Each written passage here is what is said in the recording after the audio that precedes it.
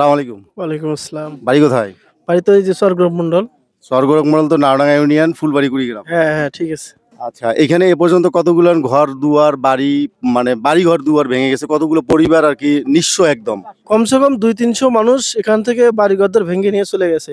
একবারে পথের ফকির হয়ে গেছে। হ্যাঁ, পথের ফকির হয়ে গেছে। কেউ আবাসনে আছে, কেউ রাস্তায় আছে, রাস্তায় বাড়িঘরে আছে। এখন তারা যে কাজ করে খাবে এর মতো কিছু নাই। রাস্তা জমি জমা ভেঙে যেতেছে, এগুলা কি করে না করে। এর ধরনের মেম্বার চেয়ারম্যান থেকে শুরু করে সরকারি কর্মকর্তা কর্মচারীর কোনো ধরনের আহ্বান, কোনো ধরনের সহযোগিতা কোনো কিছু আপনারা পাইছেন কিনা?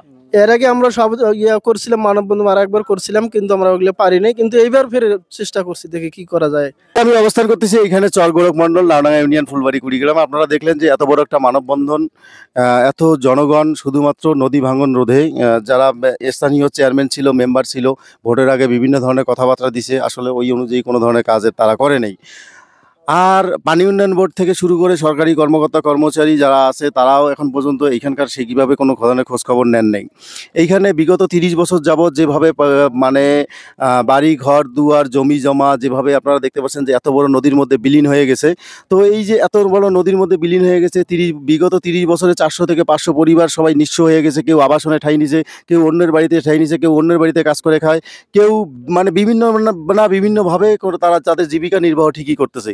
কিন্তু সরকারি কর্মকর্তা কর্মচারী এলাকার মেম্বার চেয়ারম্যান কেউ কোনো ধরনের খোঁজখবর তাদের নেয় নেই। তারা আসলে কি হালে আছে, তারা পায় না কোনো রিলিফ, পায় না কোনো স্লিপ, পায় না কোনো কিছু। তা আসলে এরা কি এই বাংলাদেশের জনগণ নয়? এদের কি আসলে প্রাপ্য অধিকারটুকু পাওয়ার অধিকার আছে না?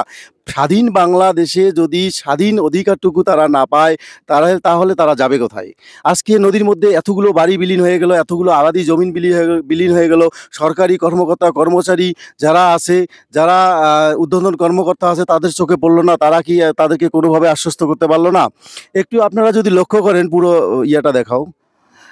একটু আপনারা যদি লক্ষ্য করেন যে এইখানে কতগুলো মানুষ দাঁড়িয়ে আছে মানববন্ধন এই নদীর কিনারে।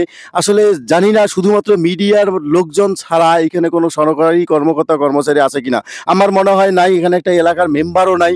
তো শুধুমাত্র মিডিয়ার লোকজন প্রসারের মাধ্যমে যদি যতটুকু পৌঁছানো সম্ভব হয়, যদি এই মিডিয়ার লোকজনের মাধ্যমে কেউ দেখে থাকেন যে আজকে এই চর গোরখ মণ্ডলে এত বড় একটা মানববন্ধন হচ্ছে, বিগত ৩০ বছরে যার কোনো সমাধান হয় নাই, বিগত ৩০ বছরে যে পরিবারগুলো নিঃস্ব হয়ে গেছে তাদের ক্ষয়ক্ষতির পূরণ সহ, এবং এই নদীর একটা শক্তপোক্ত বাঁধ তৈরি করবেন এই আশা রেখে আমি আপনাদের কাছে বিদায় নিচ্ছি।